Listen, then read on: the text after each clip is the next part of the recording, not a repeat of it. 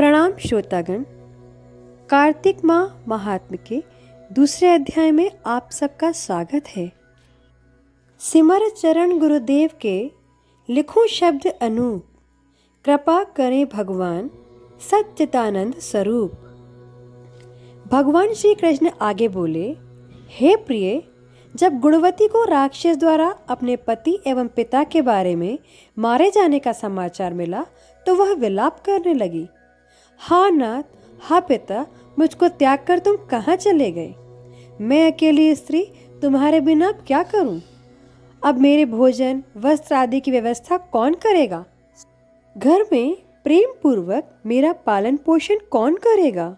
मैं कुछ भी नहीं कर सकती, मुझ विधवा की कौन रक्षा करेगा? मैं कहाँ जाऊं? मेरे पास अब तो कोई ठिकाना भी नहीं रहा। इस प्रकार विलाप करते हुए गुणवती चक्कर खाकर धरती पर गिर पड़ी और बेहोश हो गई। बहुत देर बाद जब उसे होश आया तो वह पहले की भांति करुण विलाप करते हुए शोक सागर में डूब गई। कुछ समय के पश्चात जब वह संभली तो उसे ध्यान आया कि पिता और पति की मृत्यु के बाद मुझे उनकी क्रिया करनी चाहिए जिससे उनकी गति हो सके।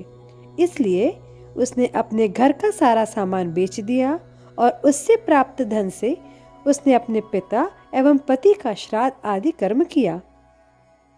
तत्पश्चात वह उसी नगर में रहते हुए आठों प्रहर भगवान विष्णु की भक्ति करने लगी।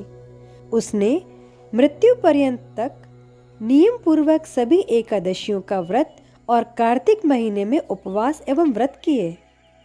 हे प्रिय, एकादशी और कार्तिक व्रत मुझे बहुत ही प्रिय हैं।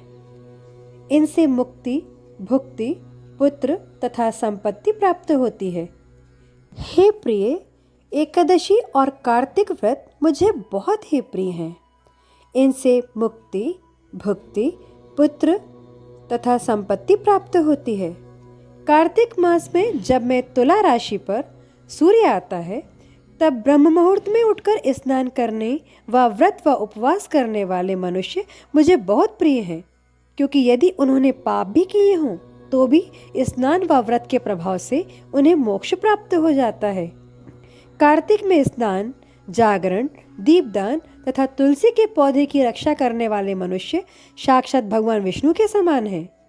कार्तिक मास में मंदिर में झाड़ू लगाने वाले, स्वास्तिक बनाने वाले तथा भगवान विष्णु की पूजा करने वाले मृत्यु, जन्म, मरण के चक्कर से छुटकारा पा जाते हैं। यह सुनकर गुणवती भी प्रतिवर्ष श्रद्धा पूर्वक कार्तिक का व्रत और भगवान विष्णु की पूजा करने लगी। हे प्रिय, एक बार उसे ज्वर हो गया और वह बहुत कमजोर भी हो गई थी। फिर भी वह किसी प्रकार गंगा स्नान के लिए चली गई। गंगा तक पहुंच तो गई, परंतु शीत के कारण वह बुरी तरह कांप रही थी। इस कारण वह शिथिल हो गई।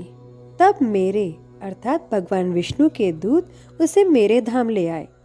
तत्पश्चात ब्रह्मा आदि देवताओं की प्रार्थना पर जब मैंने कृष्ण का अवतार लिया तो मेरे गण भी मेरे साथ इस पृथ्वी पर आए, जो इस समय यादव हैं। तुम्हारे पिता पूर्व जन्म में देव शर्मा थे तो इस जन्म में सत्राजित हैं।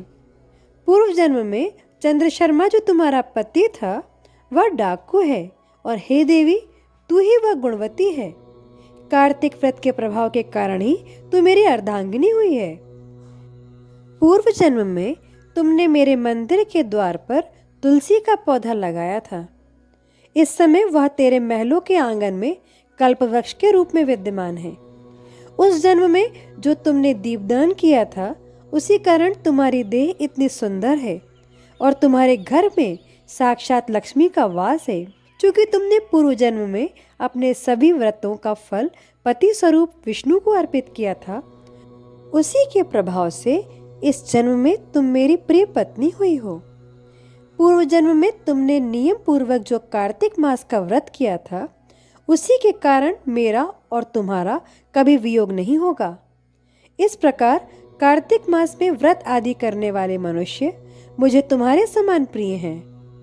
दूसरे जप, तप, यज्ञ, दान आदि करने से प्राप्त फल कार्तिक मास में किए गए व्रत के फल से थोड़ा ज्यादा होते हैं। अर्थात कार्तिक मास के व्रतों का 16वां भाग भी नहीं होता। इस प्रकार सत्यभामा भगवान श्री कृष्ण के मुख से अपने पूर्व जन्म के पुण्य का प्रभाव सुनकर बड़ी प्रसन्न हुई। श्री कार्तिक मास महात्म्य द्वितीय अध्याय संपूर्णम। आदरणीय श्रोतागण, अगले अध्याय का वर्णन आपको अगले वीडियो में मिलेगा। इस पवित्र पावन कथा का अधिक से अधिक भक्त लाभ ले सकें, इसलिए आप इसे सब्सक्राइब शेयर अवश्य कीजिएगा। धन्यवाद।